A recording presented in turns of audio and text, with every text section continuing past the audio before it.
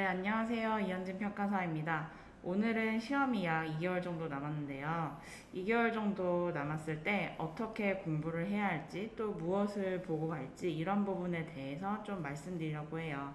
일단 첫 번째는 우선 조급해하지 말자. 그래서 2개월은 어떻게 보면 적은 시간이기도 하지만 또 어떻게 보면 판도를 뒤집을 수 있는 시간이기도 하거든요. 우리 특히 법규 과목에서 한정해서 말씀드리면 법규는 이해를 바탕으로 하지만 그래도 암기가 주가 되는 과목이기 때문에 이 2개월을 잘 활용하시면 충분히 고득점이 가능합니다. 일단 두 번째는 그러면 시기별로 어떻게 공부를 하느냐.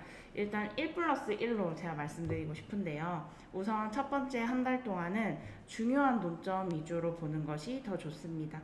특히 더 세분화해서 보자면요. 일단 상위권이신 분들, 즉 스터디 점수가 10% 이내다 아니면은 내가 한 50점 중후반에서 60점 초반까지 받는 분들, 그런 분들 이제 상위권 분들이라고 하는데, 그분들은요 일단 기본 논점이 어느 정도 확보가 되었다고 보입니다. 그렇기 때문에 따라서 기본 논점인 A, B급을 계속 복습하시면서 A, B급 위주에서 좀 더 자기가 차별화할 수 있는 전략을 찾으셔야 할 것 같아요. 즉 판례를 더 구체적으로 쓴다든가 아니면 법조문을 더 정확하게 쓴다든가, 또한 중요한 급수에서 남들보다 더 잘 쓸 수 있는 포인트를 좀 찾으셔야 할 것 같습니다. 또 이것까지 모두 다 되어 있다 하신 분들은요, C급이나 D급 전체적인 논점을 공부하시는 게 좋을 것 같아요. 반대로 스터디가 이제 중위권이신 분들은 A, B급 중에서 일부 논점을 못 쓰시는 분들이 있거든요. 근데 그런 분들은 C급이나 D급을 하지 마시고 먼저 A급과 B급 위주로 여러 번 반복해 주시면 좋을 것 같습니다. 일단 욕심 부리지 마시고 목차나 의, 개념, 그 다음에 근거, 법조문에 있는 요건과 중요한 판례, 그 다음에 논점에 대한 학설 판례 검토, 기본 논점 위주로 중점으로 공부해 주세요. 그 다음에 마지막으로 이제 진짜 하위권이신 분들, 막 꽈락이 한 번씩 나오는 거나 아니면은 잘 모르는 논점들이 많다 하시는 분들은요, 절대 포기하지 마시고요. 일단 법규에서 중요한 논점 한 20개에서 30개 정도 뽑으시고 일단 찍어서 공부하세요. 그래서 나는 벼락치기로 공부한다 라는 마인드로 제일 중요한 A급 먼저 한 달 정도 덜리시고요. 그 다음에 B급, 그 다음에 출제 가능성 있는 C급 위주로 차례대로 공부하시면 좋을 것 같습니다. 네, 그 다음에 이제 1 플러스 1, 이제 6월이 가고 7월이 됐을 때, 마지막 한 달 남았을 땐 어떻게 보내느냐. 이런 경우는요, 이제 마지막 한 달은 우리가 6월 달 동안 빠르게 돌렸던 부분들 있잖아요. 그거를 이제 여러 번 반복하는 게 중요합니다. 이때는 자기가 가지고 있는 단거나 교재, 뭐 기본서나 아니면 서브 같은 경우를요, 처음부터 쭉 A, B, C, D급을 생각하시지 말고 처음부터 쭉 전체적인 범위를 한번 돌려보시는 것도 좋습니다. 그 다음에 이제 이렇게 전체적으로 보면요, 나머지 변두리에 있는 논점들도 어떻게 연결되어 있는지, 그 다음에 또 다른 논점과 헷갈리지 않기 위해서 전체적으로 한번 본다고 생각을 해주세요.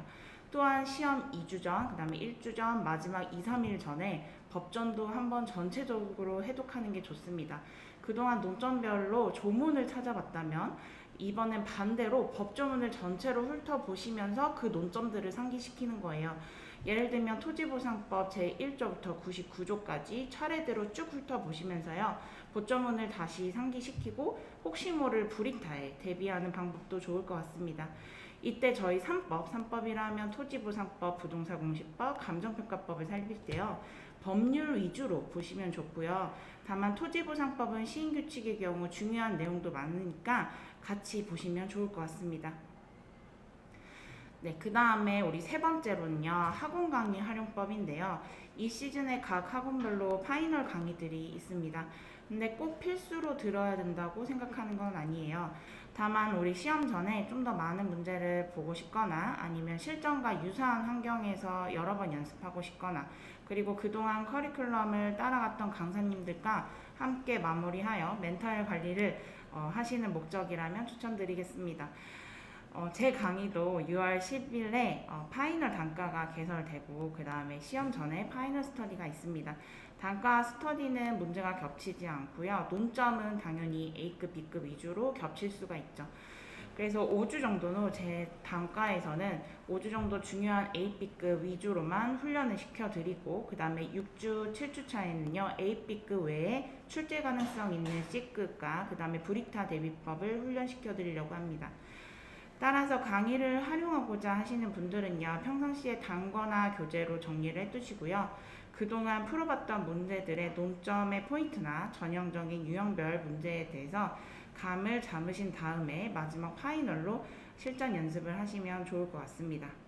네, 그 다음에 네 번째, 시험 막바지예요. 내가 이제 단거나 교재로 중요한 내용을 모두 정리했다. 그리고 실전 연습도 했다라고 하면요, 자신감을 가지셔도 됩니다.